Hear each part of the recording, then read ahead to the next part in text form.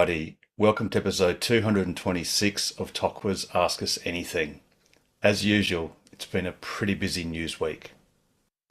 Tesla's Q2 earnings call will be held tomorrow morning, 24th of July at 5:30 Perth time. Tesla has revealed the Model Y L, which is a stretched six-seat version of the current Model Y. Expected to be released later this year, this new model is about 92 kilograms heavier, 18 centimeters longer, and features significantly more headroom in the rear of the vehicle. Tesla's Australian Country Director Tom Drew has given the clearest indication possible that the staged release of FSD Supervised in Australia is imminent. He stated, quote, "We have been working with local authorities across Australia and New Zealand, and there are no regulatory blockers for the release. We are running through the final stages of validation prior to public release, looking to start with Hardware 4 on certain vehicles and then release in phases from there." And that was this week's news.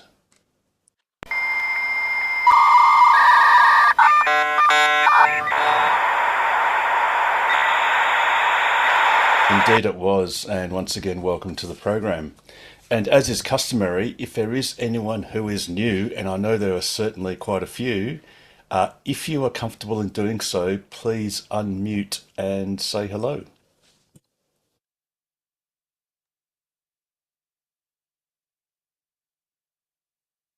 Or perhaps a little bit later in the program, which is totally cool too.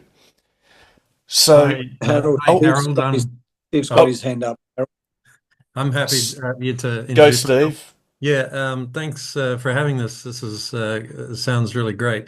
I've just bought Rob and Robin's Tesla, the Model Y Performance, and really loving it. I sold my DIY Nissan Silvia conversion to a young electrician who's really keen on Silvias. He wants to do it up, which I've offered to, help him move along. And potentially the most exciting thing would be he could potentially put in a SDU from a Tesla Model 3 at some point. But anyway, I won't go into. But anyway, yeah, I've already been experimenting with a lot of the things that people have introduced on the I think it's Facebook page, and I've got a couple of projects of my own I'm working on as well to make it more functional for my needs. Thanks. Very good, but the main point is you've got yourself an awesome performance Model Y, which you're going to get a lot of enjoyment out of. Alrighty, anyone else want to say hello?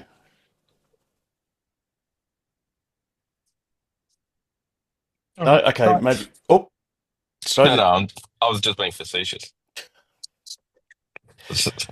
That's all right. Okay, so maybe a bit later on. And like I said, please feel free if you're new and you just want to sort of, just read the room or whatever. It's totally cool. We're completely casual.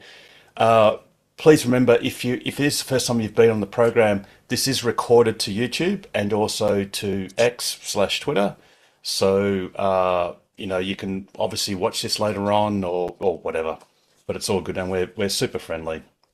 So I guess the big news, really, I don't think there's much more that Tom Drew, who is Australia's company director, can actually say, but, short of, ta-da, we've released it.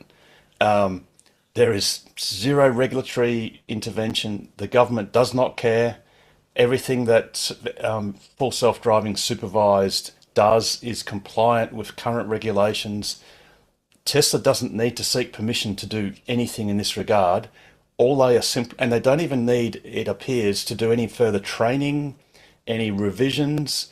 They really are just performing validation, which is really just a lot of testing to make sure, it performs properly. Bearing in mind, it is still a fully supervised automated driver assist system. So at all times, we're always responsible for what the car does, regardless of what it does.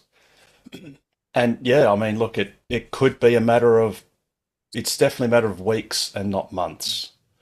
And, one of these Ask Us Anythings that's going to be that's going to be the only news that matters is when, another thing too is clearly Tom Drew is saying it's going to start with Hardware 4 cars. So just to set expectations, if you have a Highland Model 3, they are Hardware 4 cars. doesn't necessarily mean all Highland Model 3s will get the initial rollout, but that's where it starts as far as Model 3s are concerned. If you have the, let's call it the classic shape Model 3, that's hardware. So, yes, that's hardware 3. And that is not yet in the initial phases of any rollout when it comes. Model Ys, it's a little bit more complicated. I think Model Ys from about the middle of last year-ish were mostly hardware 4. If you want to find out, you just go into your menu. I think it's on software, and you click on information about the car, and it'll tell you, it'll say either, it may say hardware 3 or AI 4, depending on how Tesla's changed the nomenclature. One thing we don't know, Pete and I discussed this a few days ago. We had a bit of a look at the Sydney and the Melbourne FSD supervised demonstration videos, and interestingly enough, they were both done with Highland Model 3s. One little initial theory we had was maybe the rollout might be with Juniper Model Ys, the new refreshed Model Y, because it has a front camera. Sorry, it has a front bumper camera. But that theory is sort of being kiboshed because the 2 demonstration videos are clearly of Highland Model 3s, which do not have this camera. So really, I don't think any of us know which hardware 4 cars it'll be. It might just simply be a small spattering of them, whether it's Model 3, Model Y, we just don't know. But it's coming soon. And it's going to be obviously very exciting when it finally does arrive. And just a quick tip, another way to check if you've got hardware 4 cameras is you can just literally look into the camera closely, and if you see a red dot in the camera, you know it's a AI 4 or hardware 4 suite. But yeah, as Harold said, under software, and then car information, or it's a blue link, like a hyperlink. You can't miss it. It's under the software menu. Under the VIN number. Yes. Yep. Thanks. So it's exciting times. It won't have the ultrasonic sensors as well. It won't have the ultrasonic sensors, will it, if it's a hardware 4? Even some of the, pretty sure. You know, that's right. No, that's right. That's right, Matt. What? So if you don't have ultrasonic sensors, no, because some of the hardware 3 cars didn't have ultrasonics towards the end. Which one's sure. Pete? Is that the old model? Is that the Model Ys? Or no, the old Model 3. Okay. All right. Cool. All right. In which case, let's just revert back. So we'll just revert back. The safest way to see if you've got hardware 4 is go in your menu and look at, as Alex said, under the VIN. So you see your actual whole car under software, and under that there'll be VIN and its name, and then under there it'll be information about this car, and you'll see either, if it's hardware 4, it'll probably say AI 4, and if it's hardware 3, it might say AI 3 or hardware 3. Now, that's not to say that FSD supervise. Sorry. And the other thing too is you must have at this stage purchased FSD, which is $10,100. So if you do not have FSD, if you have not purchased FSD, it will not come on your car. One thing we have no idea about is if and when it finally starts rolling out, if you haven't purchased it, will you still get a better version of autopilot? And that's an answer we just don't know the answer to that question. So but yes, obviously you will not get FSD supervised if you have not purchased FSD. If the same thing happens in Australia as has happened in the United States, once FSD supervised got serious, Tesla then began to offer a monthly subscription, which is at $100 US a month, I think. Is that what it is these days? I think. So it'll No, be the Australian equivalent of $100 a month, probably. But we don't know when, if and when that's going to happen. After the initial release of FSD supervised. Alrighty. On that note, has anyone got any questions or comments? They should release that, like to the fleet, right? Just for a little bit, like how they used to do trials, because, and then maybe they'll get more of an uptake or something of that, I think. Yeah, I mean, I think, Paul, that the main issue is they're going to do a softly approach, Yeah. and the thing is, it's because we are a left-hand, sorry, right-hand drive market. a right-hand drive, left-hand driving market. We're on the opposite side of the road. There Yeah. are some substantial differences, so I guess they're going to do a softly to make sure that the rollout is smooth. I mean, obviously, bearing in mind at all times, and I'll sound like a broken record. We all are just like Autopilot. Autopilot does some comparatively pretty interesting things, especially when you've got certain intersections or certain bits of interesting line markings on the road. So you always need to be attentive, and that's really important. I mean, what you don't want is you don't want one or two high-profile prangs because someone went, "Oh yeah, cool, I can just eat my Wheat Bix on my lap and just do YouTube videos and look super cool and interesting." And then your car has a prang because then obviously the regulators might be more interested and say, "Hey, by the way, you need more, observations or verification that the driver is paying attention." Because at this stage, we all must pay attention. Unlike those awesome people in Texas, in Austin, in Texas, where only a passenger is paying some attention at the moment. But, that's another phase that's going to be much, much later.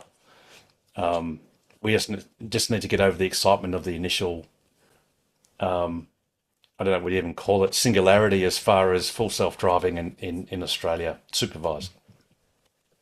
It'll be pretty groundbreaking because if we do get it in the next few weeks, we'll be the first right-hand drive market in the world to get it, which will be pretty cool.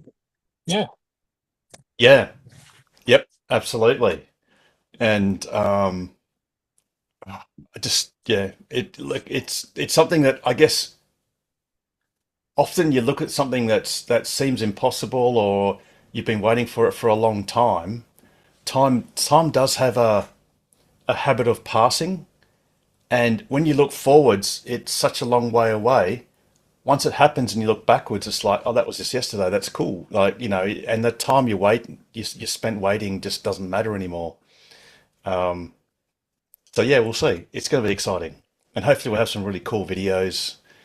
Hopefully we'll have really good videos of kangaroos being successfully dodged by FSD supervised and other interesting stuff. So, well, it's been dodging rabbits in the US and foxes and all sorts of smaller animals. So you would think you'll should be able to recognise a kangaroo. But just for a bit of perspective, FSD supervised used to be called FSD beta when it first came out in the US. That was in October of 2020. So the US has had this rolled out to the public for almost 5 years. So, it's obviously in China and a couple of other markets as well. So, it's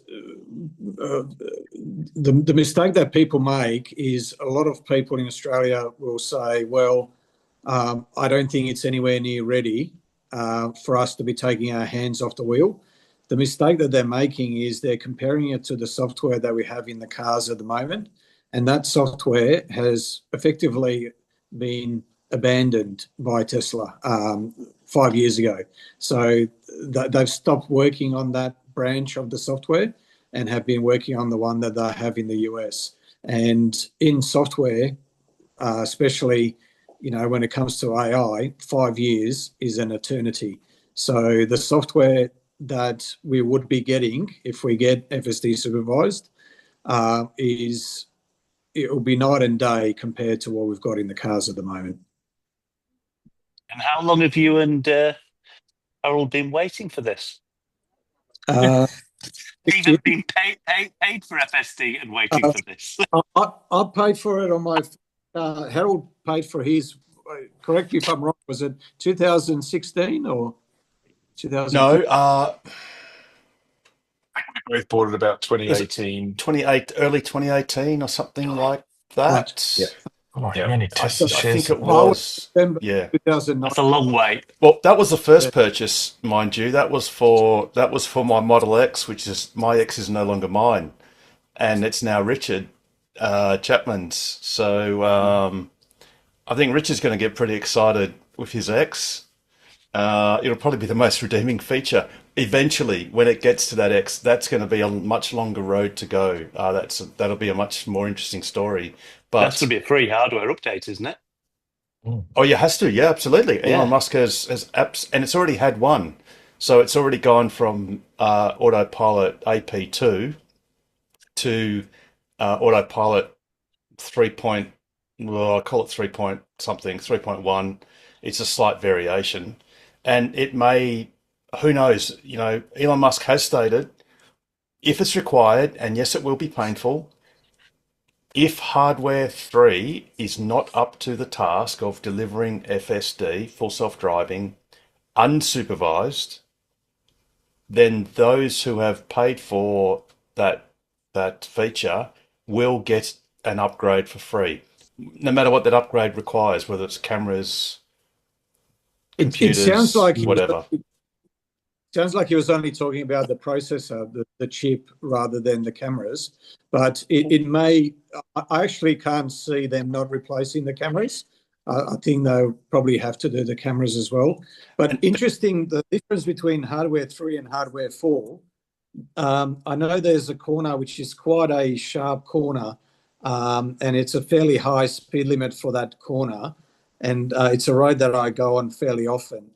And I know my hardware 3, at 80 kilometres an hour at the speed limit, it will start to get closer to the centre line. It will start to drift towards the middle of the road. Whereas hardware 4, so in order to stay in the middle of the lane, I need to be going about 65, 70 kilometres max. But hardware 4, I can go 80, 85, and it's just dead centre in the lane. It's quite a big difference in terms of the. I'm not sure if it's probably a combination of both the higher resolution cameras and the much faster chip, much faster processing power. And that's with the old software. That's with Yes. the identity software on both. Yeah. Yep. I actually find that the tendency for it to want to stay right in the center of the road is a little bit disconcerting, because generally if you're driving, any curved road, you anticipate and you kind of cut into the middle more rather than, staying right at the middle, at the center of the lane. And that gives you less safety factor also if something goes wrong and you slide or, anything like that. But anyway, I guess maybe you get used to it, but it scares me sometimes. I just never know if it's going to actually do the thing. It's funny you say that. This is a little video of what I described as a meat crayon, and you'll see why. And the car is just in the center of the road, just minding its own business, and appropriately so. It doesn't flinch, and they are dead center. And there's no reason why the car shouldn't be in the center. Yes, in when you're going straight, for sure. But when you're on curvy roads, you tend to turn in early, and not having that is you kind of puts you on edge a Yeah. little. I mean that's a human thing. That's what human nature does. You sort of you will cut in a little bit. You're almost taking the racing line. And actually, I must admit, the number of times I've been on a right-hand turn, right-hand bend, and I see someone coming the other way a little bit too hot, and they have straddled like double white lines and come into my lane. And it's a bit disconcerting because I really wish they wouldn't do that sort of stuff. Yeah. So, Steve, for let's call it us old-fashioned drivers, some of us have styles like, we'll want to be a little bit more to the left, sort of so that if they're, in the bush, so that if there's trucks or something, you've got a little bit more margin. And yeah, I wouldn't mind if, autopilot had like a bit of an offset wheel, like you could sort of say, give me 10% offset or 20% to the shoulder. Yeah. But dead center. And there was a time when actually autopilot would sort of do that on things like trucks. It would sort of waver a little bit. But then I think that became a little bit disconcerting because it would sort of sometimes just do these maneuvers and you're thinking, what are you actually doing? And then you realize, it's because a truck was nearby or whatever. I think like all automatic systems, once you get used to it, seriously, once full self-driving supervised comes out, it's just going to change everyone's lives who can and do afford to purchase it or to use it. And not everyone has to, obviously it's not mandatory, but it's just going to make things so much radically different and we'll be a lot more relaxed and it'll be a different experience. Sounds interesting. Yeah, okay. Hey, Harold, Shane Miller has been trying to ask a question. He's got a issue with his camera, but Shane, if you wanted to unmute your microphone and ask Harold a question now.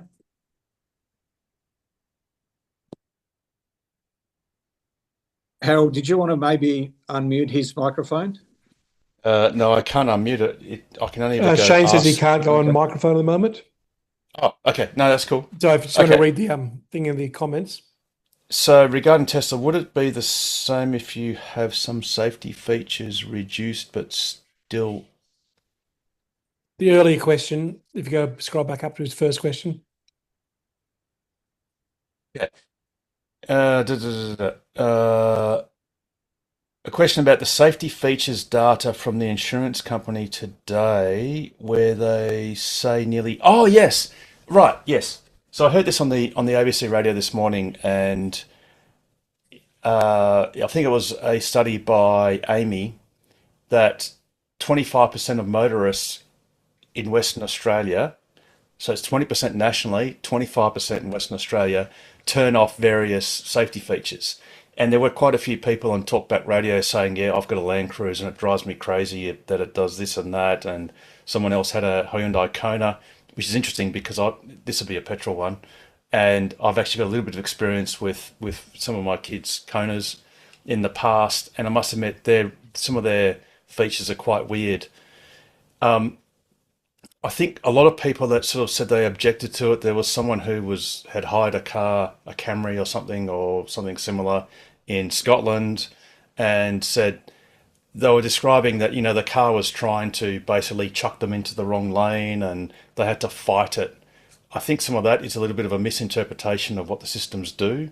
Yes, they will sort of gently bring you back into what they think is the correct lane or into the lane. And even the Tesla will do this as well, but any human driver can always very easily defeat that or override that system by simply just grabbing the steering wheel or holding the steering wheel and countering that torque. And that torque, I think, can never be more than a couple of kilograms. So it's not like the car actually literally will take you off the road with you pleading with it to not do that. There were people talking about they didn't like the fact that it reminds you to put a seatbelt on.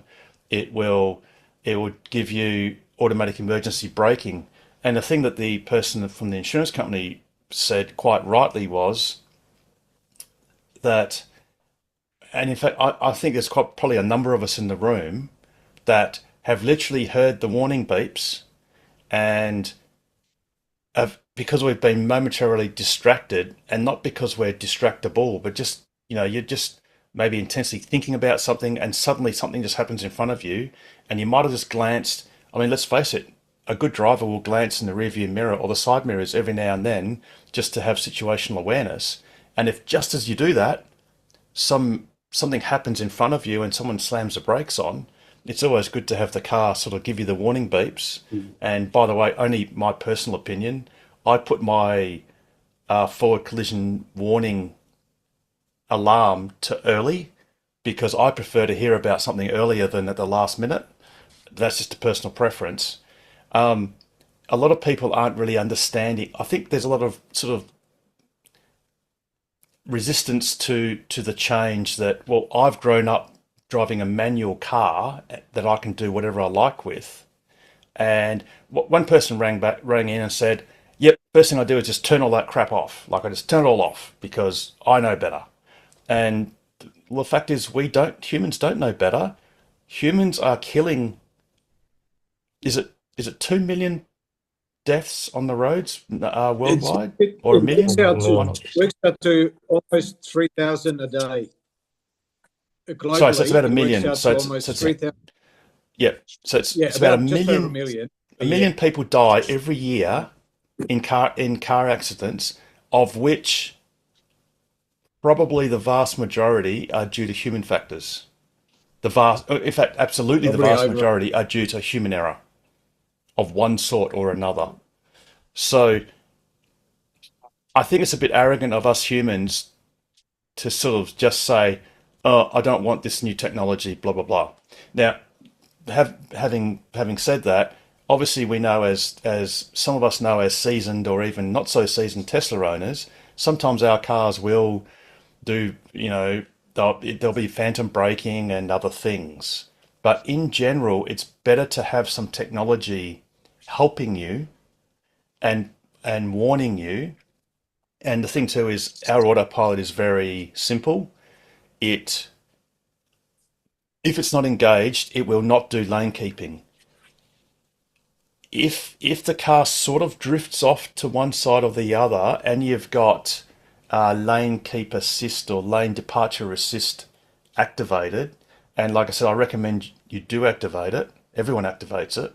If you're not in autopilot, it will mostly gently bring you back into the center of the lane, but actually don't rely on it because it doesn't always do that.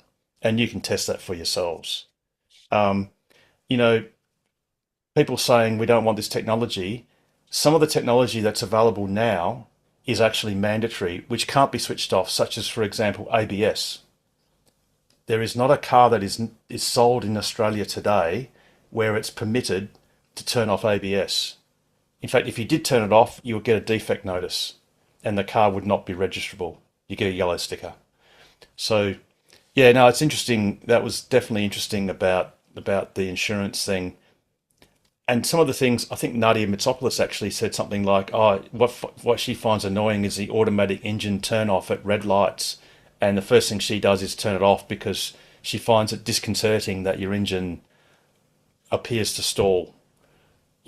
So I think some of these things people are just reacting against change. And I mean, look, in the next 5 years, the best thing is most of us will just jump in the backseat of a car and be driven like it was a taxi. And we won't even care how it did that. It'll just do it. But yeah, certainly interesting.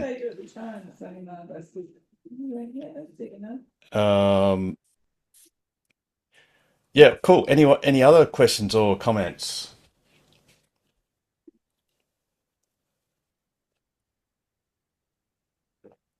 No? Oh, awesome. All right. Well, thanks. Seeing as it's gone quiet, I'll ask something. Oh, thanks for joining us. No, okay, yeah, go on, Mike. You can save the day. Go, Mike. For those of us with a non-Highland and non-Juniper, so the latest two vehicles, for those of us without that, has anybody tinkered with their suspension? Because hi Steve, as we know, some people consider the older vehicles to have, and this is non-performance, bit of a too bumpy a ride. And I in my 22 long range Model 3, I do find it mostly on those rascally things they have around shopping centres, those little square-edged bumps, not smooth speed humps, but those horrible things they have to slow people down. Shopping centres, they're absolutely awful. But I noticed a thread where people are changing their suspension to improve the ride. And I just wondered if there's anybody in the fraternity who's had that experience and what their thoughts are and so on.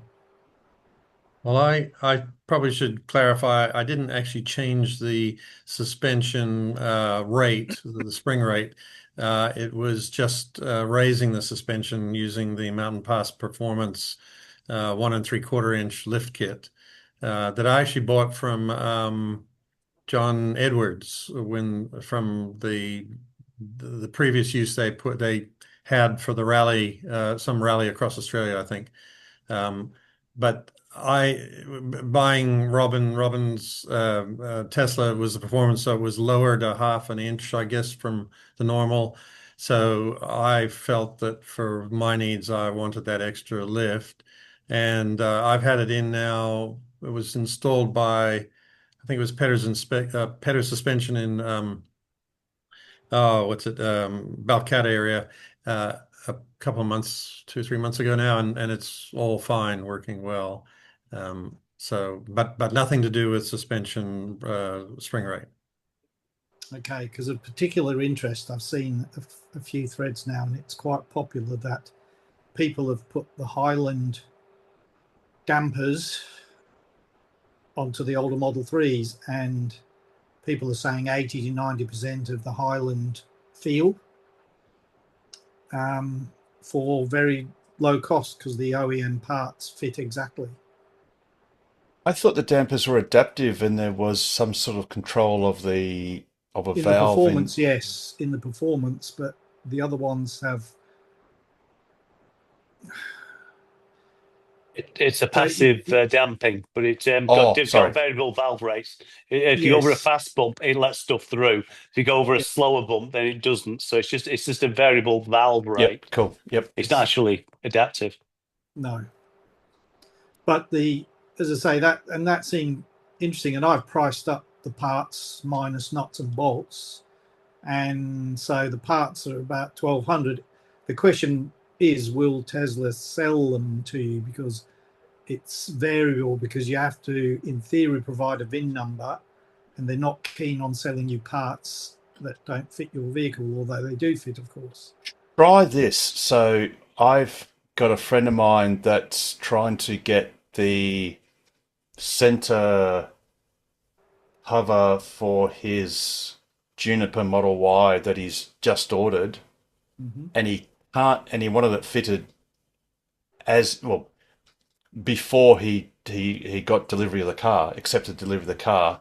And yeah, you're right. Tesla basically said, well, the way we have to do it is, and he also wanted a tow bar pre-fitted, and they said, well, you've got to accept delivery of the car. As soon as you've accepted delivery, you can then put in a service request, and then we will then order the parts, and then we'll then schedule another time for you to come back, which can be quite frustrating. Something I haven't tried personally, but I know exists, is the EPC, the Electronics Parts Catalog. Yep. I don't have the links. Parts number from and everything, so I've got all that. I thought or think you can, can't you? What's worth exploring is if it's possible to buy parts through that portal. Yes. Directly. Well, through that, so you buy them through the app, but depending on the service center, they will or will not sell you the parts that's related to your VIN. So it's all about the variability. And of course, here in Perth, we only have 2 service centres. So, it's there not is like a third, the UK where you go a few miles down the road and get a different service centre. There's a third option, which is let's call it off-label. And that is, you could approach one of the Tesla-approved smash repairers. Yes. And say, hey, I'd like to buy this and this and this and this. And yes, they'll put a markup on because they're not silly, because it's contrary to their business. It would be suicidal to their business just to hand over stuff at no markup, because of course they incur a cost in actually a handling cost. Oh yeah. But that could be an alternative, because I dare say that those smash repairers don't have that requirement for Tesla to verify what the destination vehicle is. They just buy parts. So, and that's yes, indeed, Harold. That's the other option. And it's off label. I was asking whether anybody else here has done it. Because the only thing brilliant idea, and it's a no-brainer in my view. Yeah, I haven't done that with standard Tesla parts. Anything I did, and again, contrary to the premise of your question, I do still have a performance old-fashioned Model Y, and I put in a camber kit for the rear suspension because I just objected to chewing out tires before they needed to be done. And I got that from Mountain Pass. I directly imported it from the States and had it fitted locally. Another alternative is to price a similar thing from Mountain Pass and others that does similar things to what the Highland dampers do. And they might be even cheaper, and obviously don't require VINs and all that sort of stuff. Yeah, so I've priced up on the Facebook group. There was a few mentions. So there was a couple of places around town. They're moving towards for like teens and conies and stuff like that. They're more like 1,500 to 2,000, but that's fitted, of course, right? Whereas in my case, I just buy the parts and fit them myself because apart from the tricky, flipping narrow 13 millimeter top bolts on the front dampers, it literally is undo a few bolts with a couple of jacks and a stand or two, piece of cake. And you need a torque wrench and breaker bars and the right tools. Yep. And then get an alignment afterwards, and it's all good. As I say, people are what's that chap called? Do people know that chap in the UK? He's got a dealership. Simmons that sells a lot of Teslas, and so he was saying he did a review of a customer, one of his viewers or whatever, his car where he'd done most of it, not all of it, but most of it. He said yes, it was great, and they're thinking about doing one of his longer range ones if there's enough interest, and we'll show how it's done and stuff. So I'm looking forward to that. But I've seen a few YouTubes now. It really is quite a straightforward job if you half mechanically capable and you have some safety focus about working under a car. So I think it'll probably be, if you go to a third-party mechanic, they'll probably do it for the same price as people who put in the teens and the conies with the Tesla parts. Yep. And you know what you're getting, and it replicates mostly the Highland then. And the reason I'm thinking about all this is that when I'm looking at the difference between mine and the newer version, there are some things I like and some things I don't like. And when they offered me 30,000 for a trade-in for a car I paid 50,000 for, I went, nah, I'll just fix mine up then, thanks. Which is always an option, absolutely. Yep. All righty. Trev. Oh, sorry. Yep. Trev, you got your hand up.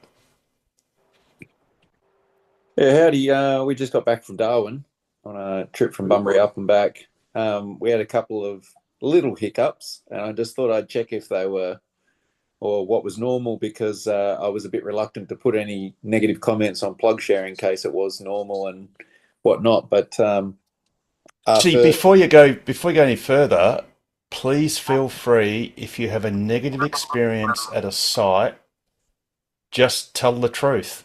This site sucks because when I got here, it didn't work. Yeah, and that's the truth. Because I think the one you were going to describe is Manila, and was it Manila? I just got to check. It was Manila and Sandfire. Yep. Okay, so Manila is.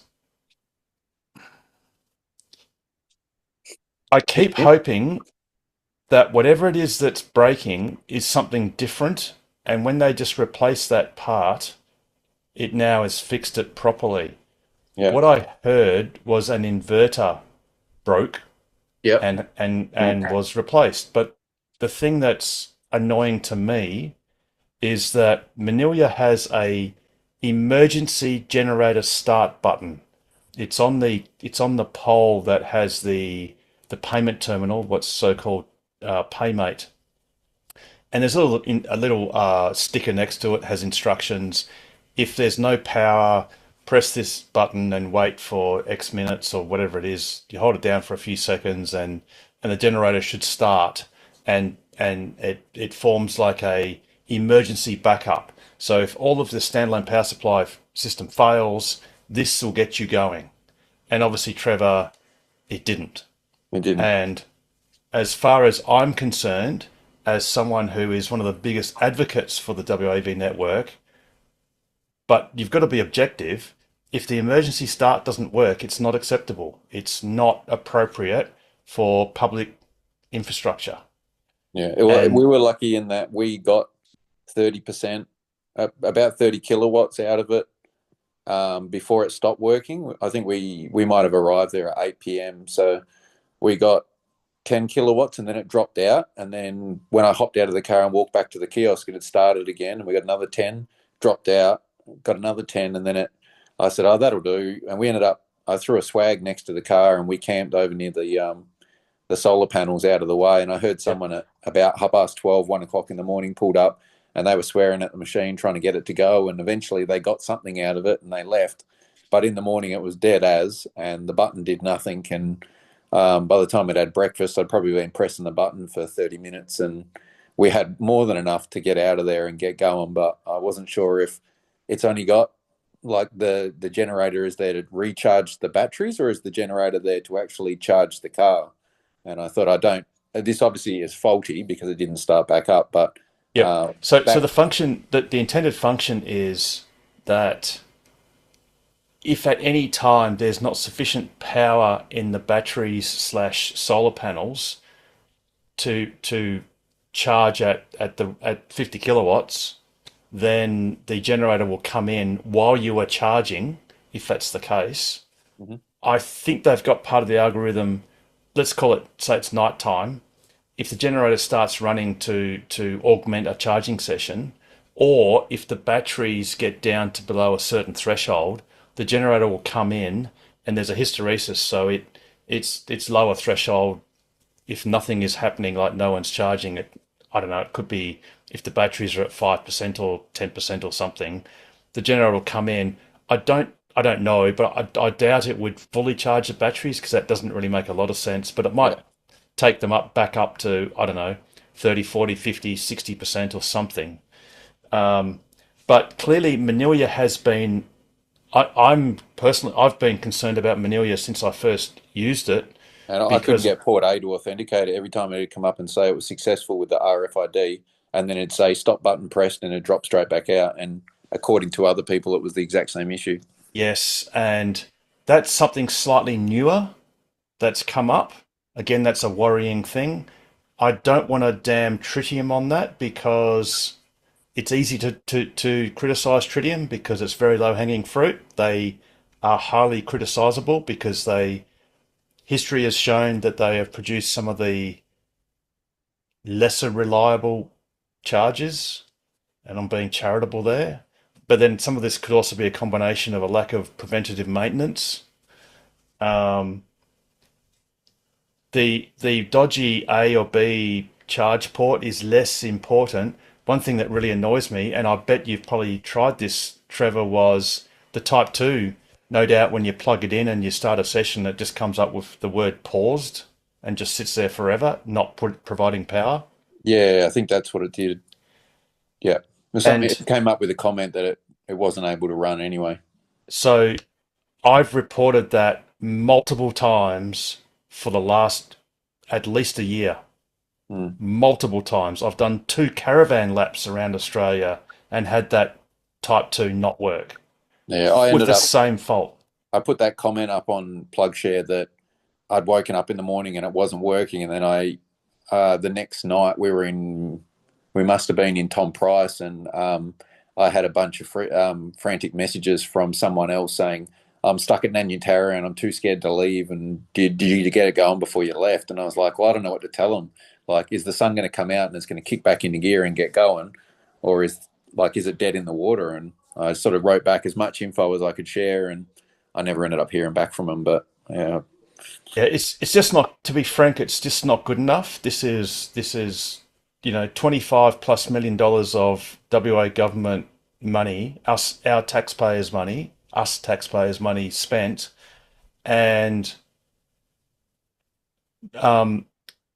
remote area fast DC charger reliability isn't everything. It's the only thing.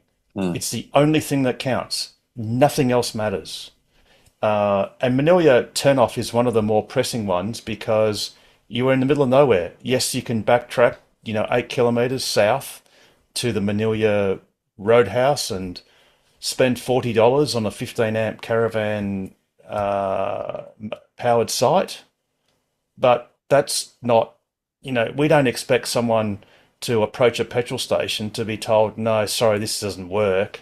And you can just drive 8K south of here and dig up an old jerry can and get a pipette and draw some petrol from that with a pipette and chuck it into your tank. I mean, any reasonable person would think that was a cruel joke. And there are some locations where there are chargers, whether it's WAV Network or others, where it's just not great. One thing I wanted to tell you, and I'm sure you might, I don't know, well, actually I'm going to ask you, did you know that there was a Type 2 charger at Timber Creek? I did, but my plan has always been for the last 6 months that I wanted to go Kununurra to Katherine without stopping. Yep. Cool. And Awesome. we did do it in both directions. We used 91% to go east and 95% to come back. But on the way back, we had no one in front of us. On the way across, I made a point of finding the first truck that was sitting at 100 Ks, and I sat behind him for long enough because I think when we left, it said we were going to get there with a negative 17%. Yes. And I just said to my wife, just I've looked at the numbers, we'll make it. And as we went along, it just got better and better. And by the end, we're doing 130 as we come into Katherine. Perfect. Yes. So here's the Timber Creek. There was a better shot of it taken a couple of days ago. So here it is. It's just past the Traveller's Rest. So anyone who's done a lap before, it's at the United Fuels, which is just past the BP if you're going towards Katherine, and it's just on the left here. And that now means that you don't have to cross 517 Ks non-stop. You can basically get 11 kilowatt, 3-phase power. Oh, I think it's three. I'm pretty sure it's three. Yes, it is 3-phase power at Timber Creek, which is great. So I was definitely thinking of you, Trevor. I think I saw a post on PlugShare just after you had gone through, and I figured you might not have seen it on the way there, but on the way back, I was curious to see whether you would use it. But you're right. If you run your numbers and you're fully charged at Katherine or Kununurra, you can obviously make it. I think we averaged about 142 watt hours for the entire trip. Yes. But I think that leg we sat on about 122. So I sat cruise control at 100 Ks, and anytime there was a big hill, we just back off a little bit and just preserve. But yeah, it was fine. There was a headwind on the way home, but I sort of played that game a little bit for the whole trip. Running long legs and skipping quite a lot of charges. If we had the range to do it, then I just every night we sort of broke the trip into 4 legs, and the night before I would just check the 4 or 5 charges along the way, and as long as everything looked good on PlugShare and ChargeFox, I just put my faith in it and off we went. And I said that probably the one that I had the most fear about was Fitzroy Crossing, which was fine on the way up, but on the way while we were in Darwin, someone put up a comment that had no description. It just said the hardware is broken, and it's quite a long way from Fitzroy Crossing to Derby or to Broome. So we did stop in at Ngumban Cliffs, put a little bit in, but I said to the wife, worst case, if we get there, I didn't put enough in actually to make it to Derby. And I said the worst case is we'll just go to the lodge or something in Fitzroy Crossing, and we'll chuck a few. We'll chuck in 5 or 10. Yeah, we'll chuck in 10%. And we'll get out of there, but it did work. So I think their comment was more to do with the amount of vandalism that was there and not.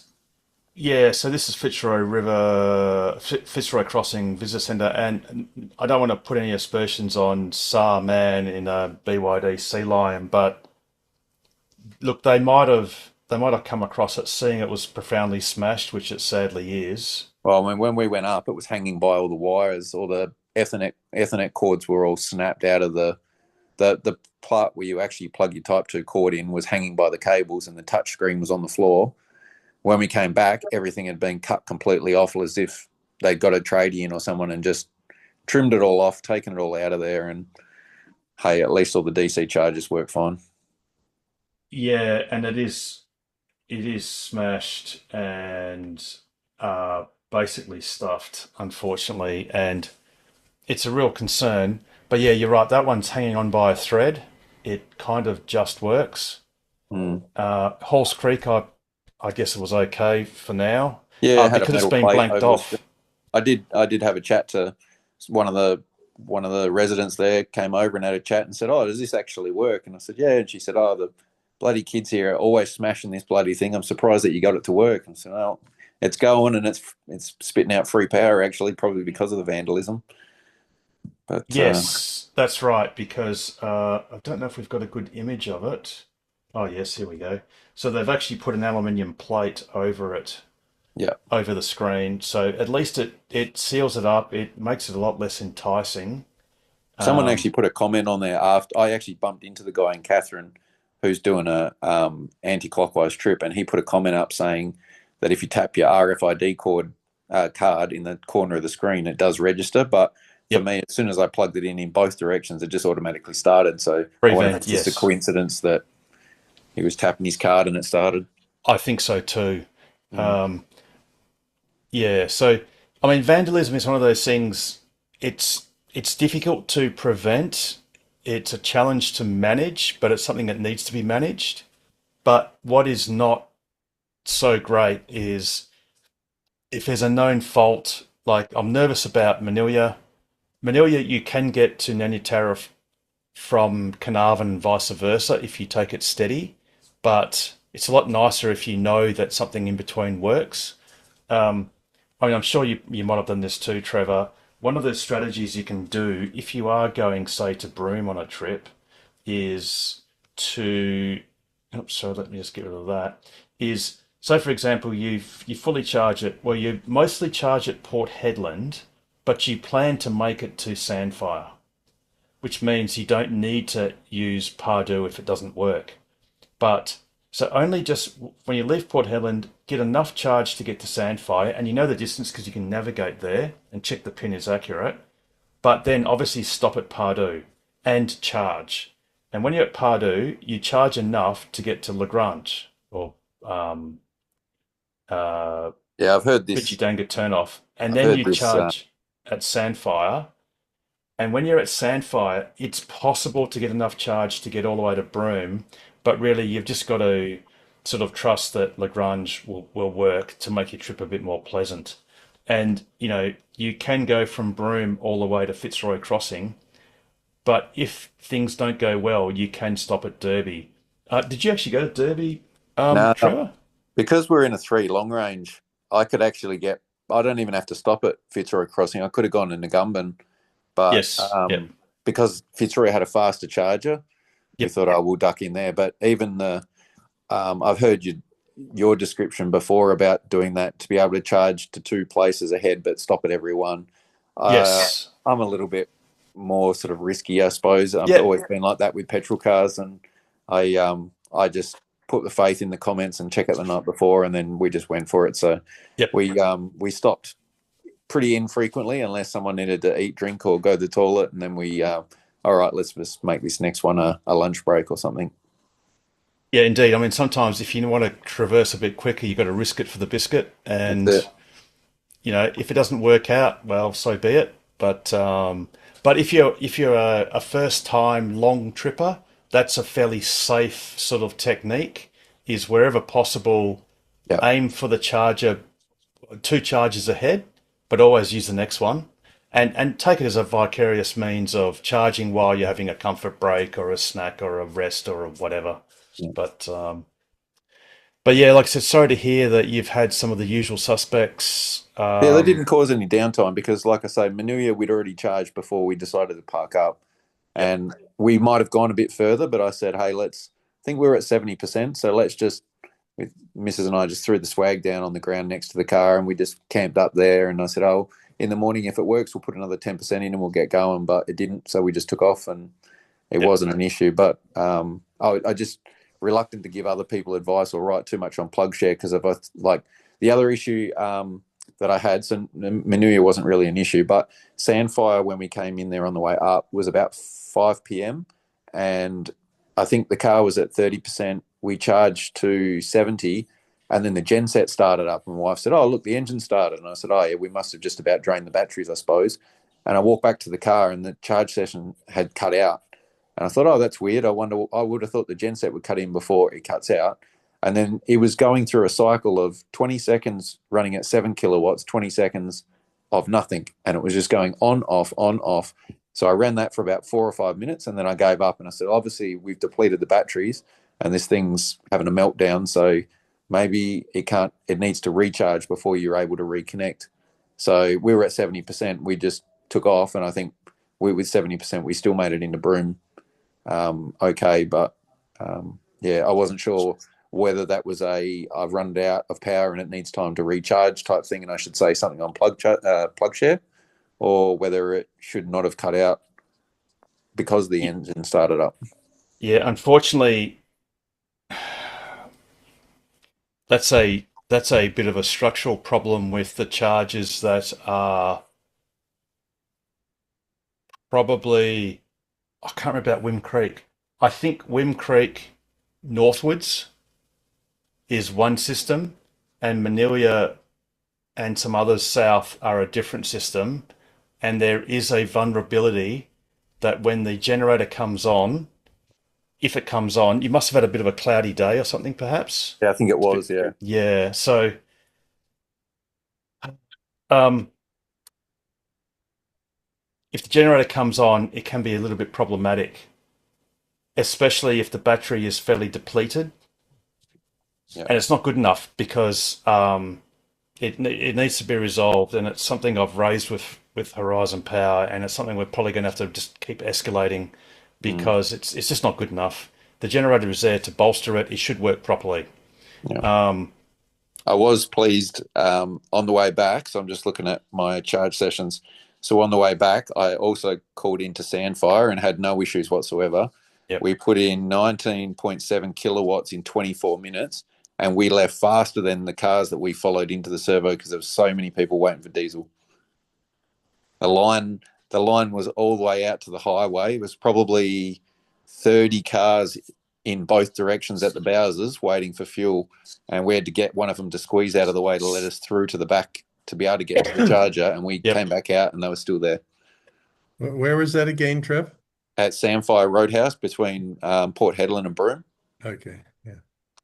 Yeah, Sandfire's pretty busy. It was very busy. So just say hello to the peacock and the peacocks and the camel, the lone camel. Yeah. Oh, by the way, did you do some weeding? Because the weeds are getting pretty tall there. Oh, it is. Yeah, you wouldn't want to have to be on the other side, would you? Well, you wouldn't want to have hot exhaust pipes or anything like that, would you? No. So yeah, apart from that, we didn't really. No other real serious issues. I had a few phantom brakings, but I got annoyed one day, pulled out the wet wipes, gave all the cameras a bit of a clean, and all the phantom brakings all disappeared all of a sudden. So very good. I figured out what that was. And then biggest hiccup of the trip, which wasn't car related, was that at Mataranka, the ants found the power cord that goes to the fridge, and they walked their way up onto the car and they infested it.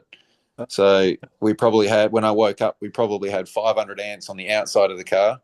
And I rushed into the car to grab a can of deodorant that was in the center console, and probably 50 of them got in. And even last night, we're still finding ants in the car, outside of the car. They've obviously found some warm hiding spots. And was that at Mataranka, the hot springs, like where the three-phase is next to the laundry block or the toilet block? No, it was Bitter Springs in a unpowered campsite down in the water. But one of the kids the day before found a couple of ants climbing up and down the tree and said, "Oh, look at the little ants got a highway going." And yeah, that night they found the power cord that luckily didn't go into the fridge, which I thought they would have to keep warm, but they were just walked all over the car. And yeah, there was hundreds and hundreds of them. So slowly, every time we pulled up for a drinks break, it was everyone got out with like a tea towel, and we were just flicking them all off the car. And we're like, hey, if we keep doing this, we'll just get rid of 50 every time we stop. Oh dear. Cool. Well, it was an adventure nonetheless. Yeah. $700 to get up and back. Very So that was good. pretty good. And the great thing is, of course, go, Pete. No, you make your point first. Oh no, I was just going to say it's awesome. You know, once you hit Katherine, you can ram up the highway at 130 no problems the whole time, not caring about range or anything, because you've got, apart from the Northern Territory roads are crap. We got into Katherine, I think, at 4 p.m. and charged for 45 minutes or something. We went off to the shops and grabbed a couple of things. And I sent my sister a message in Darwin and said, hey, we're leaving. We'll see you in a couple of hours. We're just going to fly up. And I set the cruise control at 1:30, and we were just about bottoming out over all the ditches, and there was potholes. Yep. And I sent her another message and said, you guys get your own dinner. We'll get something on the way, and I'm just going to take our time. So yeah, that's exactly why I took the alloy wheels off my new Juniper and put the trusty old 19 Gemini wheels, because I was certain that I was going to smash rims if I had low profile tires. It's just a certainty in some of those roads. Yeah, especially the 80k zones I found were the worst. But yeah, well, it was an adventure. Cool. Pete. I was just going to say, I mean, it's not comparing like for like, but just to put things into perspective, compare the charging experience that Trev was just outlining there compared to Tesla's latest supercharger, the Dyna that's just opened in LA, where you've got 80 V4 superchargers that can add, 280 kilometers in about 15 minutes, with 99.97% uptime reliability. And you've got two massive theater screens. You can order your burgers. You've got a 250 plus seating diner, like a retro futuristic diner. I had Optimus serving popcorn. It's a different world. I'm not sure if Harold, you can put up the video that Tesla put up. But yeah, while we're talking, and I think Shane Parker had a servicing tip as well. But maybe if you wanted to put it up, I'll put. I just got to search Tesla because I'm certain they would have it. You can try this link that I've just put in the chat if you can't find it. It's in the top left-hand corner. The video in the top left-hand corner. Sorry, what was that? So let's just go media. If we go media, we should. There we go.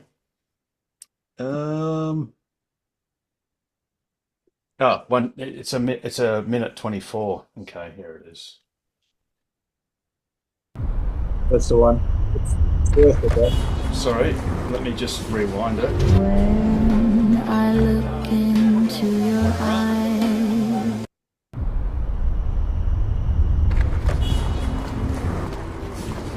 When I look into your eyes, I see a love that never dies. Every moment, every day, I know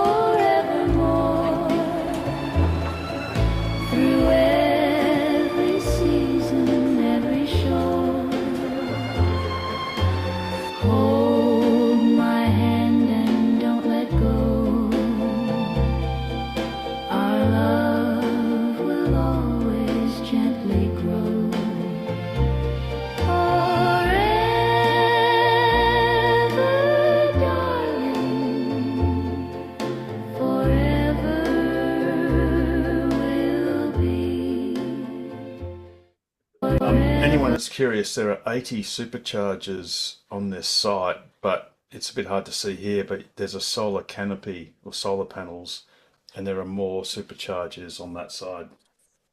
And they're V4, the version 4 superchargers too. Yep, indeed. Bit different than Manilia and Samphire. Well, just a quick one. Yep. Oh, sorry. I was just going to very quickly say, it would be nice to think that in my lifetime there might be superchargers going all the way around Australia. I'm not sure. Tesla superchargers. Tesla superchargers. Yeah. There's only one supercharger, to be honest. It's only Tesla ones. And that's an interesting thought in the next 30 years. Let's see. Actually, I was talking to Martin Kane earlier today, and we're just sort of saying that, as far as the south, down south is concerned, you've got a supercharger at Margaret River. You've got a supercharger at Dunsborough now. There's one coming at... coming. No, it's not now. It's coming.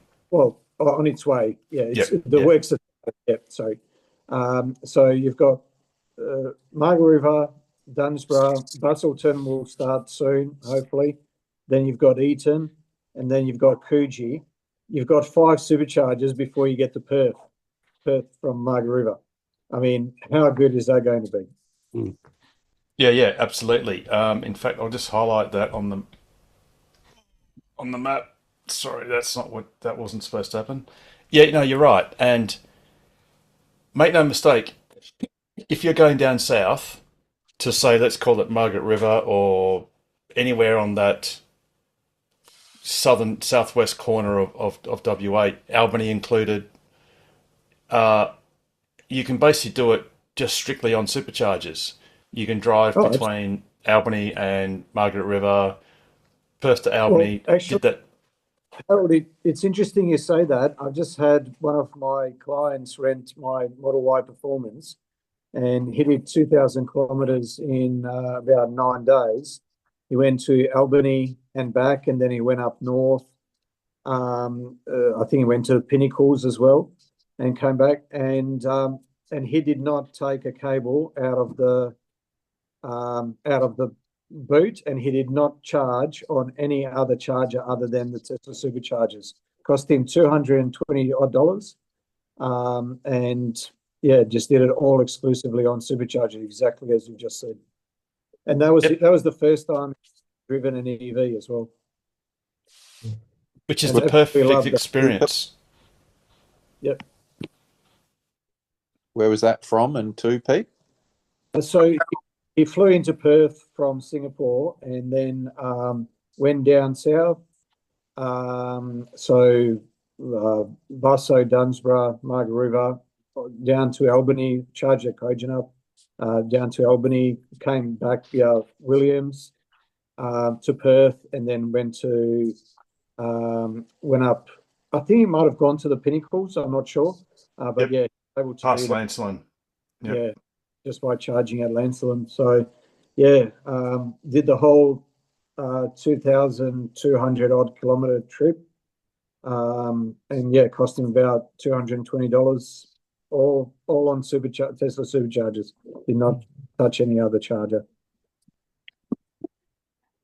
Yeah, and he never. I mean, I tell everyone to charge at night. That's what the UMC is there for, and I tell everyone not to waste an opportunity to charge overnight if you can. He didn't listen to me on that, but he was just happy to charge on, and he put the car into 100% when he left Perth. But I rang him and just said, look, as I've explained, you only really need that on extra long trips. If you've got superchargers, you'll never need more than 80%. Because he ended up leaving it there at 100% overnight, as they do. And then when he returned the car, he sort of apologised for charging it to 100%. He said, "Yeah, you're right. It was my first time, and I was just worried. But then I realised 80% is more than enough." And I said, "Yeah, exactly." So and if you're on the eastern seaboard, you can see these are just superchargers. These are not anything but superchargers. There are just so many that you can basically navigate from Townsville to Port Augusta, and it'll just plot a line of charging locations perfectly. And WA is going to expand, and the sooner the better.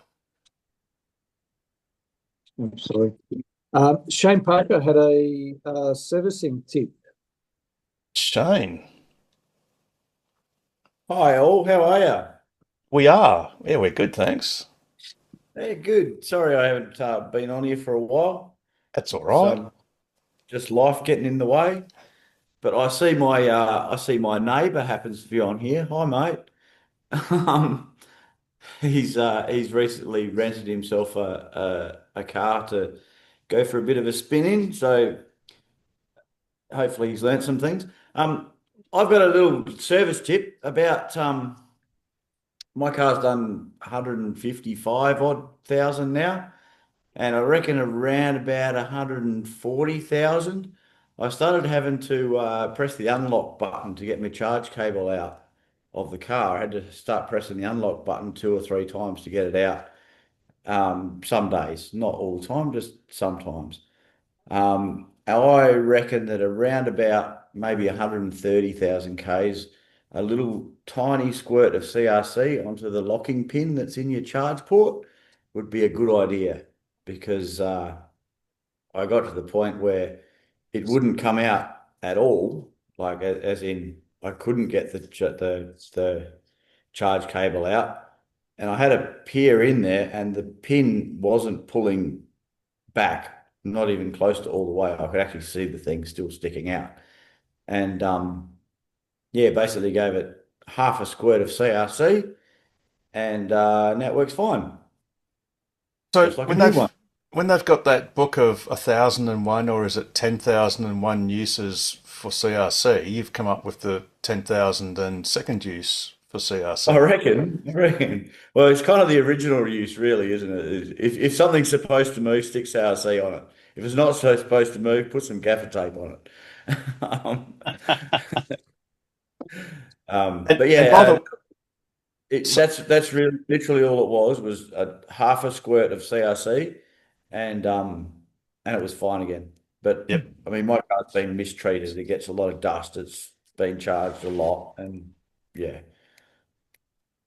And by the way, you can get like a miniature bottle, like it's almost like a travel pack. It's like 50 mils or something, really small, or maybe smaller, little tiny pack. Like a breath freshener. Like a breath freshener, yeah, exactly. In fact, yeah, basically Don't mix them up. That's right. So, yeah, good idea, Shane. I'm glad that I'd recommend that I started noticing it probably about 140,000 Ks. But I reckon if you've done around 100 odd, maybe just give it a tiny little squirt. Just with the little needle thing that comes with your CRC can, poke it right in there, just on the end of the locking pin. Give it a tiny half a squirt, and I reckon that'd get you another 100,000 Ks. Yep, absolutely, totally. Couldn't agree more. Or WD-40. I mean, I'm just wondering if maybe I haven't tried it, but with maybe silicone, if if it's apt to collecting grease or dust, I should say. Yep. But if it's working, that's great. Yeah. And if you're stuck somewhere and you've got a can of Mr. Sheen, it'll do the same thing. It's the same stuff. I did actually look for a silicone spray rather than the WD-40, but they didn't have any. yeah. Take what you can get. Yeah. Yeah, that's right. I mean, even a bit of butter will do if you've got nothing. You're absolutely desperate. Yeah, but then you've got a problem with ants. It'll go off. Yes. We did consider using something else, but we won't go there. No, it's a slippery slope there. It's a slippery slope there, Shane. Hey, Shane, does your car have the manual release in the boot? You reckon if you Yeah. had a pulled on it there, it would have popped it open if Yeah. the car didn't have to be able to do it electrically? That's how I had to. That's Yeah. how I had to get the last charger out, and even after I'd managed to get it out, that pin was still sitting a long way forward. So what I did is I actually squirted the pin with WD-40, and then pulled the manual release, and I could obviously see it pop back in as I did that. And then away, it worked from there. That's all it needed, was just one half a squirt. Very good. Mike, you've got your hand up. Sorry. Yeah. So, Hal, can I just quickly add just to Shane, with the more, the later cars, they also have the pull cable inside, but all you need to do is just hold the handle on the rear passenger door in the unlock position and just hold it there for about 3 or 4 seconds, and that will unlock your charge port. Yeah, but Pete, you'll only unlock it with the same solenoid force or mechanical force as the electromechanical mechanism, whereas the manual release is a lot stronger because you can pull it harder with your human strength. I had to give it a real hard pull. Like, I actually didn't think. I was like, oh shit, I've stuffed something badly here, because I had to put a fair bit of force on that manual lever to get the pin to come back. Once it had started getting stuck, I had to give it a fair bit of force to get it to pull open. But then, a little bit of CRC, gave it a pull, and now it works fine. Yep. But definitely, as Steve sort of alluded to, I'd go the silicone lubricant, because it's less likely to attract more dust. But if you're stuck or if it's crappy and you've got to do something, then that obviously that's a good thing to do. Yeah, well, I was almost stuck tied to a cable, so that wasn't going to be fun. And if you got a hacksaw and you hacksawed off the cable, the car still won't drive, because it won't drive if it's plugged in. It wouldn't work for me, no. Mark, not sure how I'd feel about hacksawing through a supercharger cable, though. Probably not ideal. You'd want to put a balaclava on. Mark, you'll be straight after Mike. Yeah, go, Mike. They're very important questions to avoid confusion for us all. So, what's the difference between WD-40 and CRC, and duct tape and gaffer tape? Because we use them interchangeably then. Well, there's whose pussy? Whose pussy was that? Sorry. There's a big difference between gaffer tape and duct tape. There is. So duct tape is like large electrical tape. It's PVC tape, whereas gaffer tape is cloth tape. Although depends where you come from, because I've always used duct tape as cloth tape. Oh no! Yeah, okay, yes, yeah. Well, if you go to Bunnings, the duct tape is it just looks like a larger version of electrical tape, and it's made of PVC. This is the Australian Bunnings. Not exactly a well-known source of.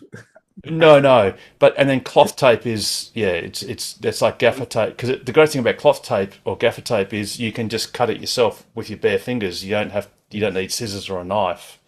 Because I'm a newie to Australia, you see, and I'd never heard of duct tape till I moved here to South Australia, and it was cloth tape over there this is in the 80s. Exactly, and CRC and WD. Well, WD is water displacement, and it's the 40th version before that succeeded. And that's all I'd ever known. Yeah, and CRC is I guess it's like Coke and Pepsi. I guess that's the simplest way to describe it. But actually, we really do recommend not necessarily to use WD-40 or CRC, plastic or CRC, because I think WD-40 come out with a silicone lubricant, and so does CRC. So it's now become a generic term for various lubricants of all sorts of spectrums, but the best is actually to use a silicone-based lubricant because it's better on dust. And it's better on rust too, because no, WD-40 is better on rust. No. So WD-40, the silicon-based one, because it's alkaline. So if anything is slightly acidic, rust can. This is on steel, of course.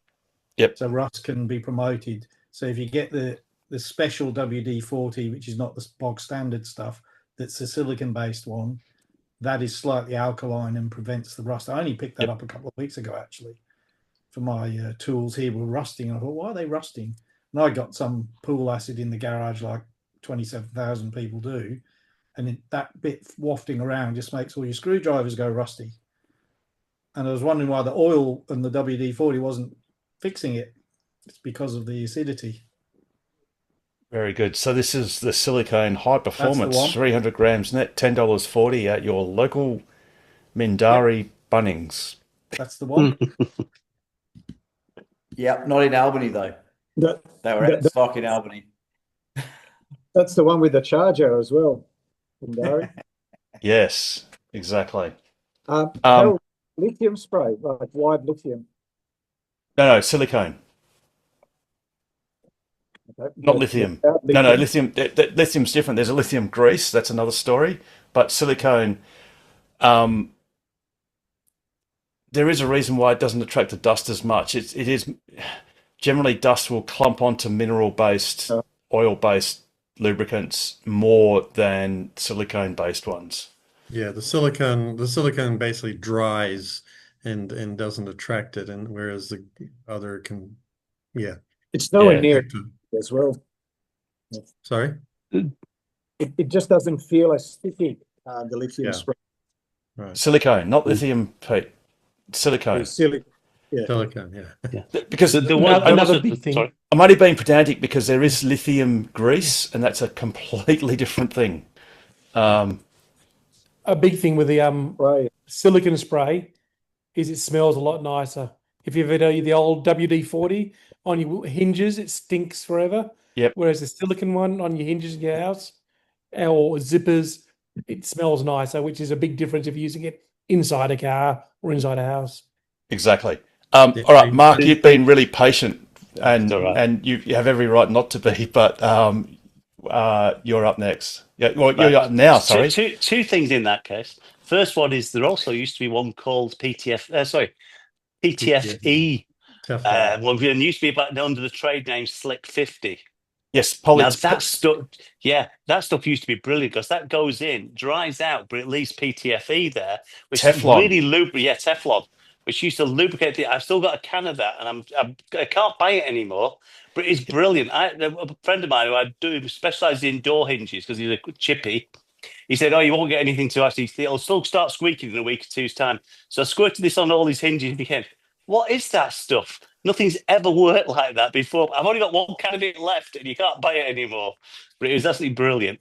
But what I was originally asking for was I don't want to mention it. I already mentioned it last week about the new Model Ys. They're now 600 k's range. Oh no, we did that last week. Sorry, yes, you did do that last week. Right, I didn't have a chance to watch it. In that case, no. Sorry. So what's happened? Any ideas what the update was? Yeah, it's a battery. It's a battery. So the battery is it a new battery? It's been improved. So we don't know whether it's a combination. It's probably a combination of several things, but it could be a slight tweaking of battery chemistry.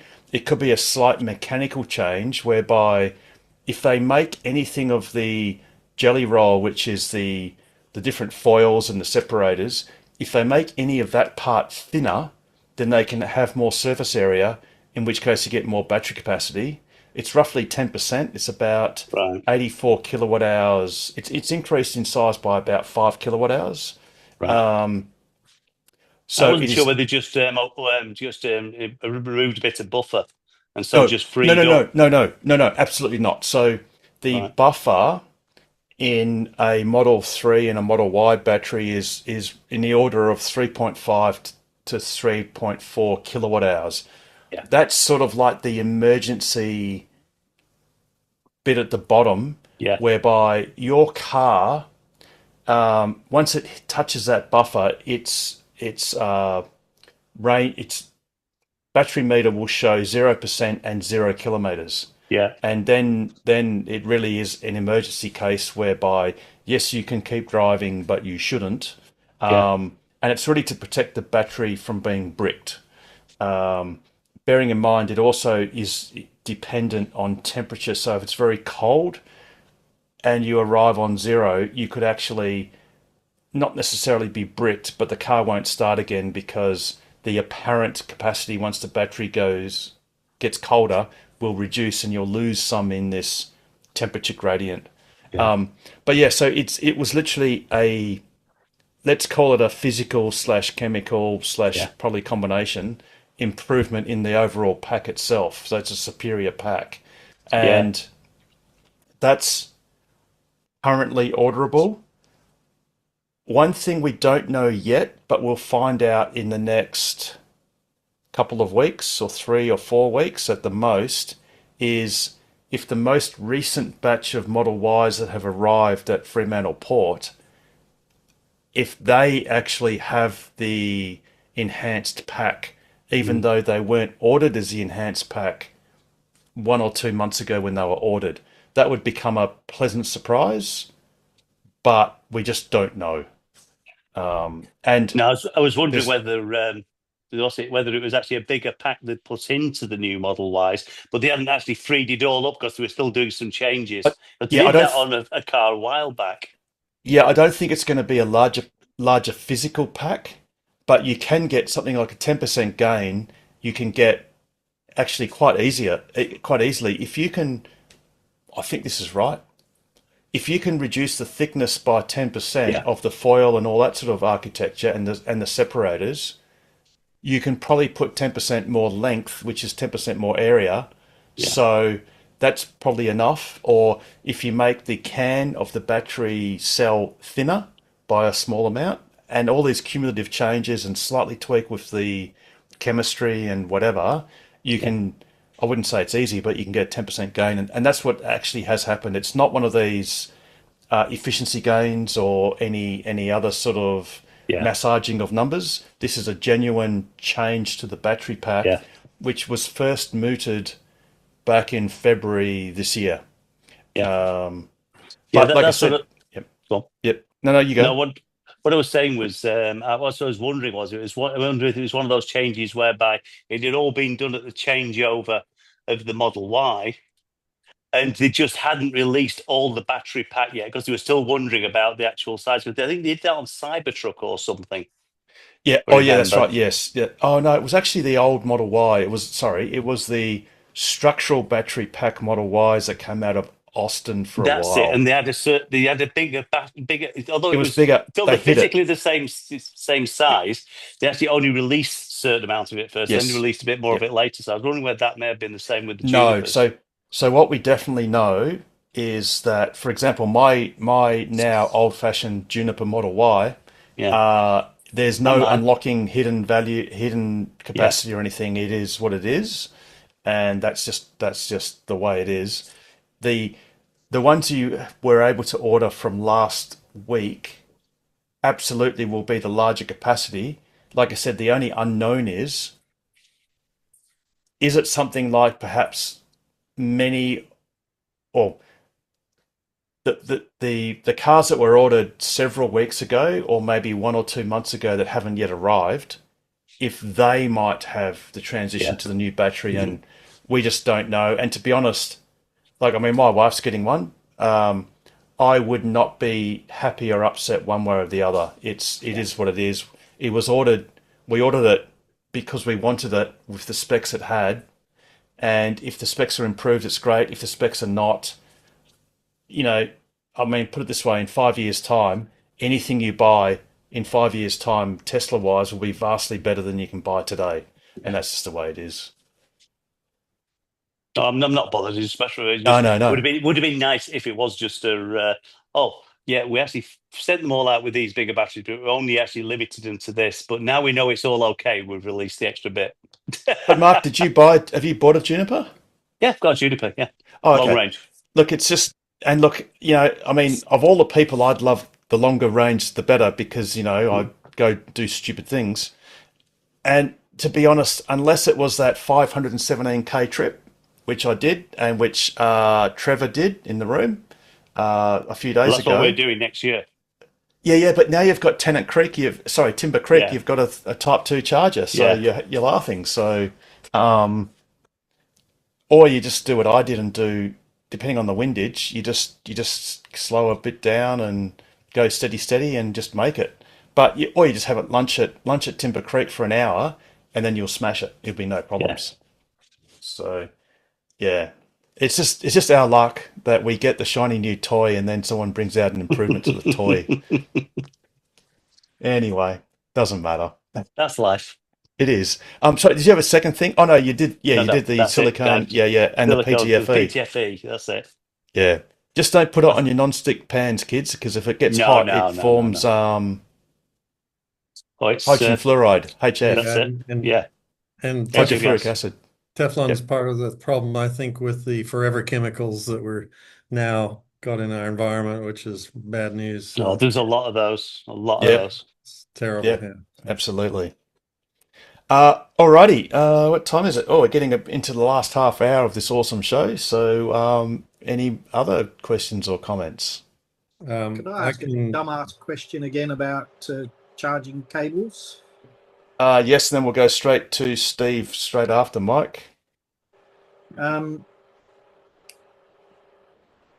not a long-winded explanation. So I was looking at PlugShare and ChargeFox to wander around down south, and I was trying to determine when I need a Type 2 to Type 2.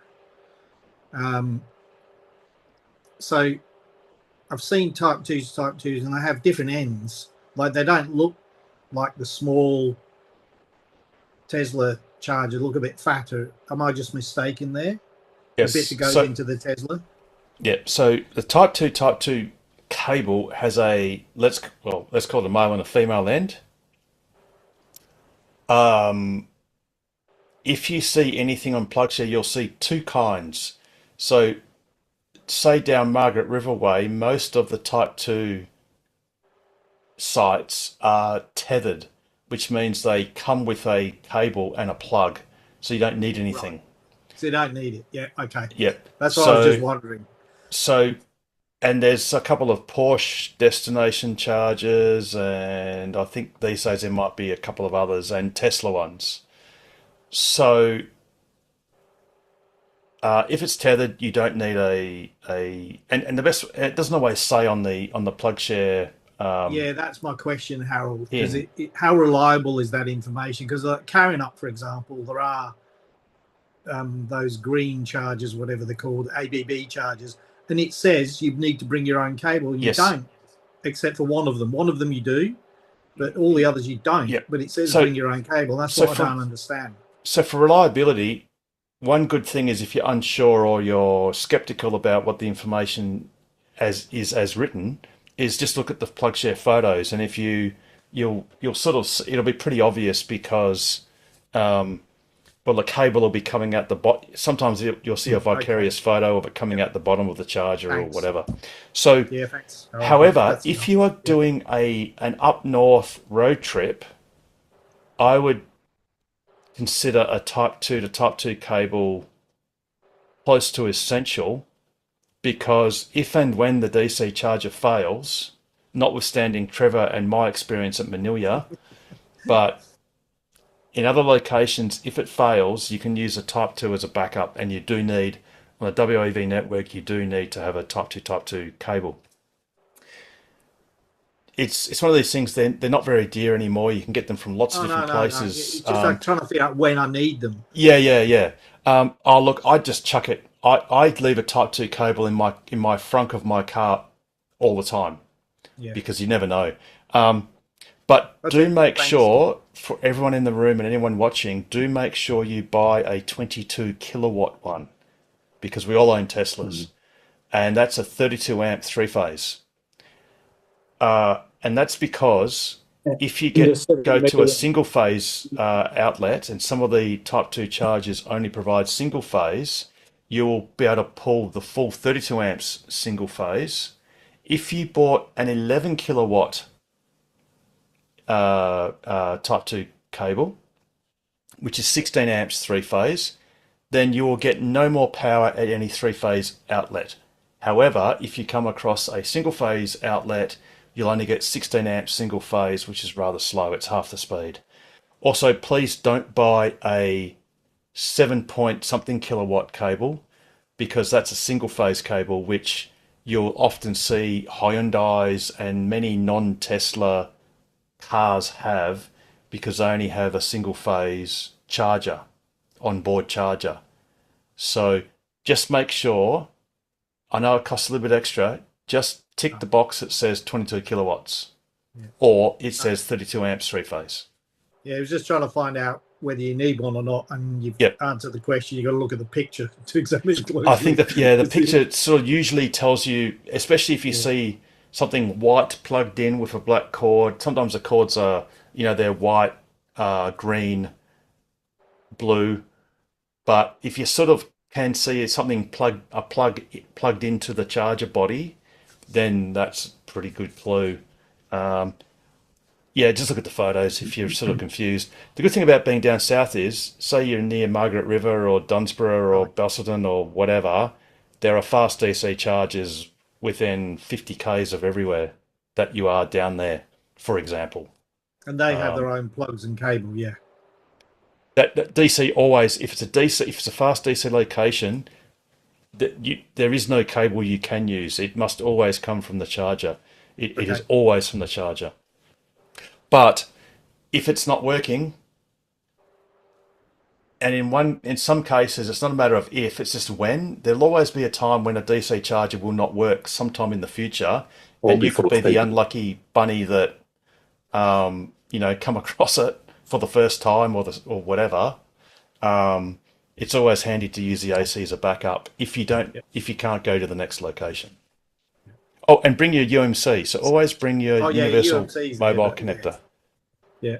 It was just in case, for whatever reason. But as Pete was saying before, down south with the number of superchargers, it's unlikely you're going to need it. It was just I was reading PlugShare and I thought, how the hell? And I know the Karen-Up one's wrong all the time. It's never correct. Just and look I at the don't know photos. why they don't fix it up. It's weird. We found a trip down south a little while ago to Esperance that sometimes just by having that cord sitting in the boot, it was more convenient to plug that in and then disappear for 2 or 3 hours sightseeing. Yes. We went to restaurants, we went out, grab a coffee, walk down the river at Denmark, things like that. And we could plug into a Type 2 charger rather than having to plug in and sit at the car for 30 minutes waiting for it and then have to avoid the idle fee. So absolutely, for 200, I paid $200 for R1 for a 32 amp three-phase. It's just for convenience. It's good to have it. Absolutely. Steve, you had your hand up before. I was just going to share a painful experience, partly my fault. I decided I would put the Tesla roof racks on my Model Y, and I got they got the kit and everything, looked at the instructions, and it showed some kind of sketches of how it goes together. And it said, put it on the roof and put the hook in the little, there's a pocket thing or whatever, but it didn't give any dimensions as to where exactly, from the front of the glass or wherever that these little hooks need to go in. And I managed to find a couple of spaces where they actually went in, and I thought, oh, well, this is a little bit tight, but it seems to be all right. And so I started putting it together, and all three went on fine, and the last one, I just heard this, and the glass shattered. Well, it kind of, how should I call it? It localized shattered, and sickening noise. Anyway, it was still all functional, everything, and I even kept using it. Well, no, I actually then went online and looked specifically for dimensions to see if there's anything that I'd made a mistake. Obviously, I had. And but I found they actually do have specific dimensions from the edges of the front and the rear glass to get it in the right place. But that exercise cost $4,700 to replace the roof. Fortunately, RAC covered all but the $2,000, which was my excess on the car. But here's a word of warning that the glass on the roof, because it's not movable or removable, is considered, I think it's a moon roof, and they classify that as structural rather than movable glass, which is covered, like a windshield, and it only costs you $150 for the excess to get it replaced. But the company that did it was Renew down in Bibra Lake. Bibra Lake. And they did a great job, but wow, talk about an expensive. So, Steve, what you've done is you've confirmed that long adage, which is education is not free. Every time you learn something, it costs you money. Yeah, that's a very expensive course. Anyway, yeah. So I hope nobody else makes that mistake. And it just pisses me off a bit, though, that the instructions that I got didn't actually give me proper dimensions. So, are there? You might not have looked, but are there any have YouTubers and stuff done videos of? Yes, there's some very good ones, and I should have looked online before but I just thought, oh well, if it fits in, it's probably right, but obviously not. So, dear. But I've had the glass fixed now, and I'm a little gun shy to put the roof racks on, but even though I know where they're supposed to be. But the torque that they specify is only 2.5 to 3.5 Newton meters, which on the torque wrench I have is right at the very bottom of even my small torque wrench. So it's not a lot of torque that you put on those nuts. So just a word of caution for anybody else planning that. Dearie me. Alex. No, sorry. Yeah, I think Alex has got raised hand.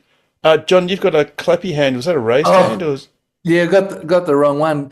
Harold, on the roof racks, I had a third party roof rack, but on the glass itself, with the torch, it's marked on the glass where the channel is. On that roof glass, there is a X marks the spot when you put It's a very difficult little mark to find. You really gotta. Obviously, using the torch was probably a better idea than me. I was trying to see it in the sunlight. It was really hard. But it comes with the instructions on that third party one. It did say to look for that mark. Yeah. Very good. Looked, but I couldn't see it. It was. It's so faint. It's yeah. Alex, you got your hand up. Hi all. My first time dialing in. I'm Shane's neighbour and have been recently trying out a couple of Model Ys. Very good. But I had a curiosity question more than anything. I just wondered if anyone had an idea of what algorithm the Teslas use for enabling the brake lights. So imagine it's some combination of deceleration, velocity, maybe. Yes, it is. Yeah, absolutely. So if you're, say, on the freeway and you just lift off a little bit and you are slowing down, there's clearly an acceleration minimum threshold or deceleration threshold before the brake lights come on. However, if you were to, say, be on a quiet piece of road and you feather the accelerator so you sort of keep slowing down, once you come to either very close to a stop or an actual stop, your brake lights will come on even if you don't touch the brake pedal at all. So there's a combination of, well, if your foot is on the brake, I think it basically, well, once it's you've passed a couple of millimeters on your brake pedal, the brake light will come on while it's applied, even if it's very light. It'll also apply when you are decelerating beyond a certain threshold, and also if you are at a actual or very near stop, the brake lights will also come on without touching the pedal. Oh no, that's great. Thanks for that. I guess the question is, so you obviously must be Tesla curious. So you've rented out a Model Y. So is that getting you sort of a bit closer to perhaps wanting one, or are you evaluating other cars? Perhaps, for example. So I guess I've been dipping my toe into the EV world, for which I'd probably only really go a Tesla if I did. Really just sort of been gathering information and expertise about it so far and sort of seeing how it fits into our lifestyle. And so, yeah, tried the 2023 Model Y and test drove one of the Junipers yesterday as well. So just fantastic. I mean, look, one of the great things, if ever you sort of want to, you don't really need to justify it because they're not exotic cars. They are. This is the mainstream. It's just that the rest of the world, well, a lot of people just haven't caught up with it quite yet. But owning a Tesla, there's no compromise. Like as a town car, I mean, I know you're not right in town, but as basically a daily driver, there's literally no compromise that you have to make. The great thing is convenience. People ask how long does it take to charge my car? It takes 10 seconds. It takes 5 seconds to plug it in the evening usually, and 5 seconds to unplug it in the morning. You always leave with either 100% or 80%, depending on whether you've got a standard range or a long range. Yes, long road trips, charging takes a little bit longer than during the day, takes a bit longer than a petrol car, but so what? Your service costs basically approach zero, or should I say your regular service costs. So I've had a Model Y that's done 189,000 Ks. It hasn't had a single service. All I did to it was I put a cabin air filter, I think at 140,000 Ks because it got a bit musty. And yes, you put tyres on it, but that's just, every car has tyres. They're super reliable. They're super fun. I don't know if you've played with the app, but you can do things like if it's hot and the car's parked out in the sun, before you get to it, you can turn the aircon on remotely, all that sort of stuff. Autopilot's fantastic. Your actual running costs are lower. So worst case, if you're paying 30 cents per kilowatt hour home rate, it'll cost you about a quarter of the price of fuel equivalent. And if you're charging with superchargers or fast DC chargers, it's about half the cost. And if you've got lots of solar, the cost approaches zero. So it's really a no-brainer. And don't worry if anyone says, "Oh yeah, Elon," or something like that. Which, someone's actually Russell Bell. Shout out if you're still watching me, Russell, while you're working away really hard tomorrow after you've watched the earnings call.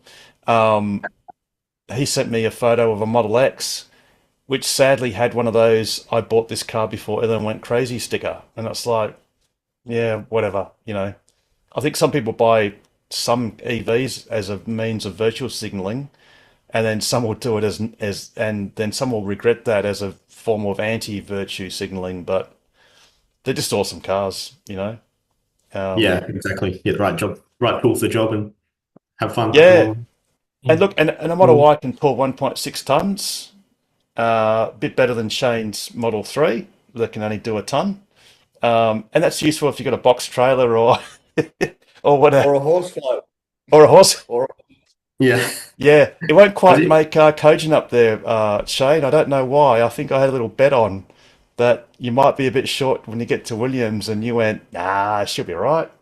But anyway, I think I was minus 1.6. Yes, you were. Yes, all good. I had a caravan right next to me that had another 20-30% in it, so I'm good. Exactly right. So Alex, it's just a no-brainer. And the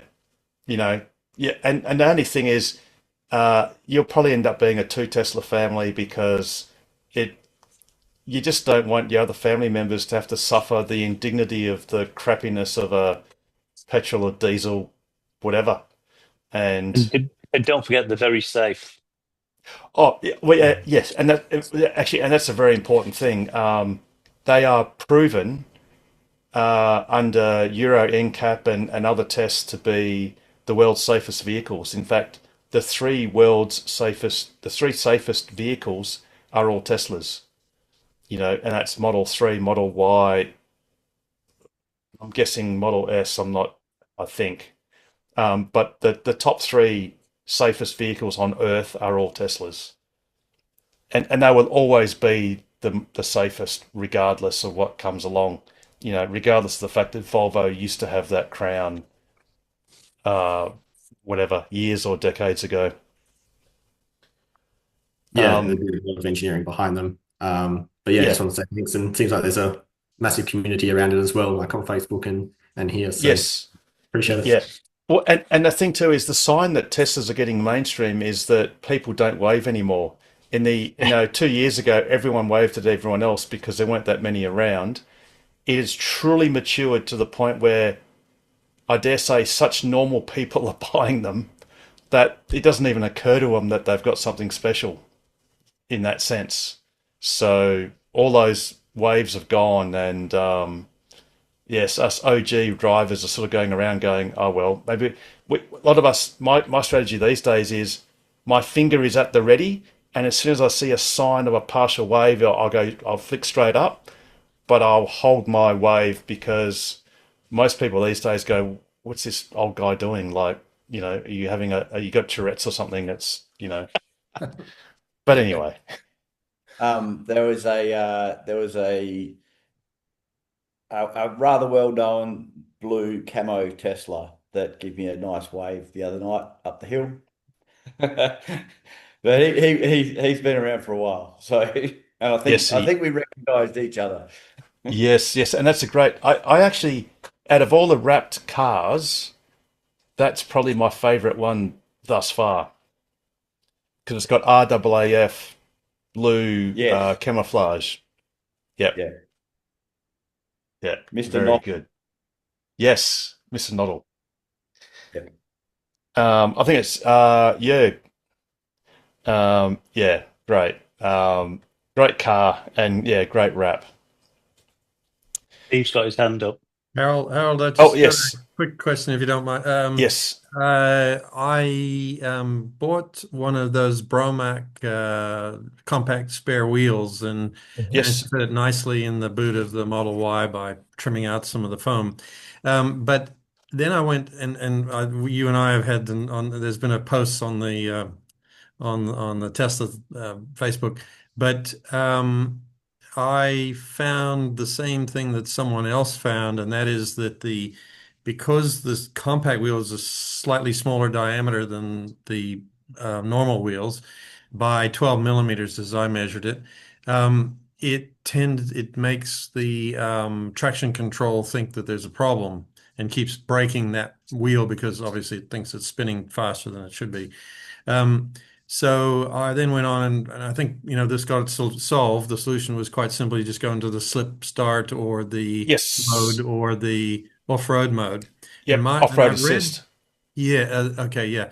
And I read about both of them in the manual, but I know they say the slip start, it's intended to help you get out of, I think it's snow or mud because it allows you to rock the car. I haven't tried it yet, but then but I did test both. I did test it in both modes with the compact wheel, and both modes worked great. No problem with the traction. So I'd recommend slip start because off-road mode, I think if you read the details, it suppresses quite a few other safety features, which you might as well have active anyway. Right. Okay. And the other thing, So the only thing about slip start, you have to remember to put it in slip start every time you restart the car, which you may forget to do, and then you got very, very, very hot brakes. It took less than a kilometer, and it was so hot it burned my finger when I put it on the caliper on the disc. Yeah, So, right. very Okay, I good. guess the principle there is you should treat your spare tire as an emergency spare and do your best endeavors to get your main tire fixed or replaced. Yeah, for sure. So hopefully that would be 1 or 2 journeys if legs of a journey or something. So it's 12 millimeters. That's interesting. I've got to see the difference between. See, when I used it, and I got a catastrophic flat, my tire shredded. Oh no, sorry, it instantly deflated. It was down beyond belts, and it deflated in like less than a second. It was super fast, but super stable, which is always good to know. That was south of Alice Springs and north of Eldunda at, I don't know, 11:30 at night. My the other tyres, all three remaining tyres were quite low in tread. So I dare say that might have made a sufficient difference. It might have been sufficiently close enough to not go past the threshold of what the car was detecting. Yeah, I was very surprised that 12 millimeters would make that much difference, because you could have a low pressure, one tire low pressure, and you'd almost have that much difference, you would think. But anyway, it works, so I'm happy that I can live with that, which is. Well, and there's another technique, perhaps, if you've got an air compressor, is slightly deflate the adjacent tire, so the one on the same axle. Yeah. And that should also alleviate it. Yeah, good. As well. It's interesting. Like I said, I didn't have that issue, but yeah, obviously you did. So some of us did. There was another one or two people that had the problem. So yeah, anyway, but it's good to know the solution, even if it's temporary. So, absolutely. Alrighty, we're nearly at the end of the program, so we might just do last drinks for anyone that's got. Harold. Yes. When are we going to get a dyno? A Tesla dyno? To be honest, I don't care. Look, I got a feeling that sort of dyno. I mean, well, let's face it. It's a very American thing. So clearly there'll be many more dynos in the States, and there might be one or two in Europe. Elon Musk said on X that if the first one in LA is successful, they will look at doing more in major cities around the world. But it's obviously a business model that only works in a highly dense area with, a lot of EVs. So I wouldn't expect one in Perth. Maybe Sydney or Melbourne may get one in 5-10 years' time. Who knows? It's not anytime soon. It's a cultural thing more than anything else. And I think apart from, Tesla's a very, I don't know how you describe it. It's a very polarizing thing. There's a lot of enthusiasts. People will go to the dyno just because it's Tesla, because they love their car and they'll go to the dyno. But then again, in America, diners and people of a certain age remember them in their childhood as a bygone era. And we just don't have that cultural sort of thing. We don't really do that in Australia. So I think, Pete, you're right. It'll be 5-10 years, and it's almost like a show of not strength, but it's just Tesla can do whatever they want, or they can show that they can do something that doesn't necessarily make financial sense. It's just as a demonstration. And the great thing is you've got Optimus, making popcorn and things like that. It's a great sort of showcase of their technology and their ability just to get things done. And to have fun doing it. Probably a lot cheaper than paying for advertising. So yes, and it probably just a lot more exposure than the right amount of the right type of exposure than advertising would. So yeah, exactly. So look, there might be one, like you say, Pete. There might be one in Sydney or Melbourne. I don't, to be honest. If they put one in, well, they couldn't put one in Kings Park, but if they put one somewhere central Perth, you'd probably run out of people to go there. Bearing in mind, LA, it is in LA, isn't it? Or is it San Francisco? No, it's LA. LA, yeah. The city of LA is actually smaller than Perth, but the surrounding, let's call them cities, that are in like a megalopolis, and even San Francisco for that matter, there are dozens upon dozens of millions of people in within a couple of 100 kilometers of that location. So the potential and the number of cars Tesla owners is probably in the many hundreds of thousands, compared to like Perth, where there might be 20,000. And, in a few years, there might be 30 or 40,000. It's just different numbers. And it's a cultural thing too, I think. But yeah, so sorry, Nom, but Yeah, I don't care. It's nice. I could have put it in the news, but it's not happening here, so it's like, oh yeah, whatever. Oh, actually, and obviously as a little reminder at the end of the program, which no one watches, but 5:30 tomorrow morning should be a fairly interesting earnings call. Not so much because of what the earnings are or whatever, it's the questions and how they might be answered, as far as things like projected rollout of the robotaxi, Optimus, and a few other fairly good questions that were the retail questions. Let's hope that Alex Voigt at Piper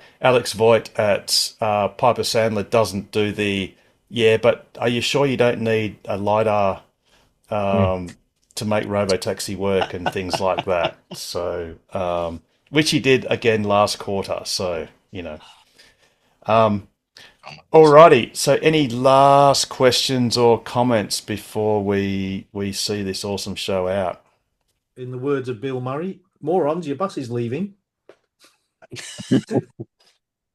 That is absolutely right. All right. On that note, Pete, how would you take out an awesome show like this as if I didn't already know? As always, stay safe, stay sustainable, watch Tesla's earnings call tomorrow morning, and stay ahead of the curve. And the best way to do that is buy a Tesla, join Tokwa, and ask us anything about accelerating the world's transition to sustainable energy, transport, and abundance. Have a wonderful week, everyone. Do enjoy, as Pete said, tomorrow morning's earnings call, and I really do look forward to seeing you on next week's episode of Tokwa's Ask Us Anything. Good night, everyone.